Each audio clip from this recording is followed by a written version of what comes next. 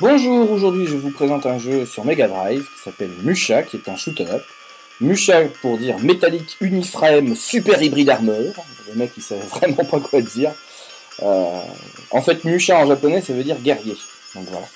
Donc vous pouvez le voir pour un jeu de 1990 par Compile, qui est une société qui a édité pas mal de shoot 'em up, qui a un style assez particulier au niveau des graphismes. On verra d'autres shoot 'em up plus tard et vous verrez qu'on reconnaîtra le style Compile. Donc moi déjà j'aime ça. Quand les sociétés avaient une patte qu'on pouvait facilement reconnaître. Technosoft aussi et un peu pour la série des Thunder Force, c'est un petit peu comme ça. On reconnaît le style de leur production et ça j'aime beaucoup. Donc Musha, donc vous pouvez voir, alors phénomène extrêmement rare sur Mega Drive, surtout en 90. Il y a une petite séquence animée qui est, ma foi, pas si mal faite que ça. Qui a dû prendre pas mal de mémoire sur la cartouche d'ailleurs. Grosso modo, vous arrivez dans une terre inconnue, vous êtes en train d'essayer de combattre un empire pour libérer votre pays et pas de bol, tout le monde se fait canarder dès le début, sauf vous. Diantre, quelle coïncidence. Donc voilà, on vous dit, là c'est votre personnage qui dit non, nous ne pourrons pas aider notre peuple en partant.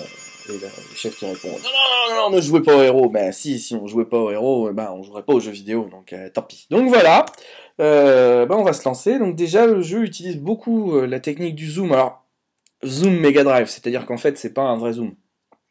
Donc déjà un mot sur la musique. Les musiques sont excellentes. Les thèmes, les thèmes sont assez sympas. Le style est très nerveux, à l'image de ce shoot 'em up qui est extrêmement nerveux aussi. Alors, premier principe de shoot 'em up, vous avez un tir frontal.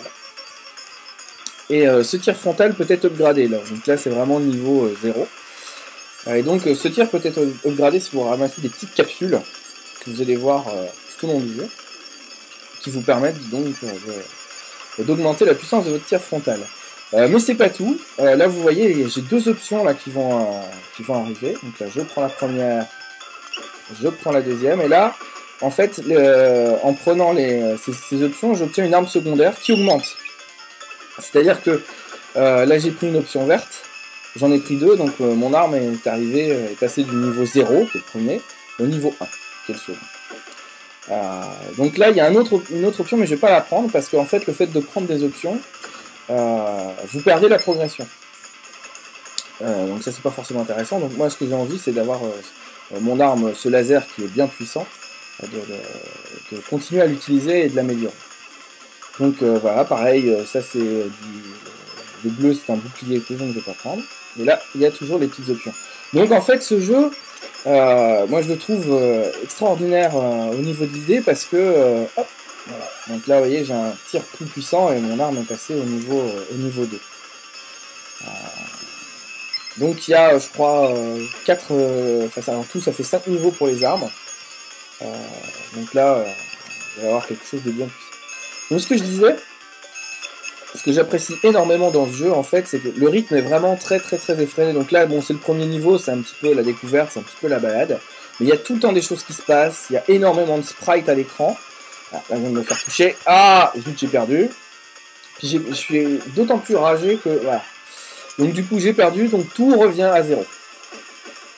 Donc, la seule chose qui ne revient pas à 0, c'est les petits appareils qui sont tout autour de moi. Donc on va regarder un peu. Donc je peux changer l'orientation. Donc ça c'est assez sympa parce qu'il y a un petit côté tactique. Donc je le mets très souvent en forme de triangle. Ça me permet de tirer sur les côtés. Donc ce que je disais, voilà, il y a énormément de monstres à l'écran, de sprites à l'écran et l'animation en rame pas. C'est excellent au niveau de la réalisation technique, c'est excellent ce qu'ils ont réussi à faire. Donc, Musha, troisième niveau. Troisième niveau, et là, niveau excellent. Ça pète. Il n'y a pas d'autre mot. Alors, vous allez trouver parfois que l'animation ralentie, c'est dû à l'émulateur. Sur Mega Drive, je joue là. Et il y a nettement moins de ralentissement sur Mega Drive, voire vraiment quand c'est hyper abusé. Et j'ai eu des parties entières sans aucun ralentissement. Je pense que c'était dû à un certain moment, peut-être du fait que j'ai vraiment toutes les options. Et là, regardez, voilà, très bonne utilisation du zoom à la Mega Drive, donc c'est pas un vrai zoom, hein, c'est plusieurs copies du même sprite. Et là, voilà, je trouve ce scrolling différentiel absolument hallucinant. Il y a un nombre, je crois que j'ai calculé peut-être 6 ou 7 niveaux de parallaxe, c'est excellent. Franchement, il y a une impression de profondeur excellente. Donc, pour conclure sur ce Musha, c'était ma première vidéo, donc je suppose qu'elle doit être pleine d'erreurs et de choses comme ça, mais je tenais vraiment à montrer Musha comme premier jeu, parce que ça a été un de mes premiers jeux Mega Drive, si ce n'est le premier. Et donc, comme je disais, voilà, ce jeu est excellent. J'ai dû le dire beaucoup pendant cette vidéo. Et voilà, je voulais pas d'autres jeux pour démarrer cette série de vidéos sur les shoot'em up, donc j'ai eu pas mal de galères avec la capture. Je crois que ça s'est vu, il y a eu quelques coupures, donc en espérant que vous avez quand même aimé cette vidéo et que vous suivrez les prochaines qui seront, je l'espère, un peu moins compliquées à réaliser. Je vous remercie beaucoup de m'avoir suivi et je vous dis à la prochaine.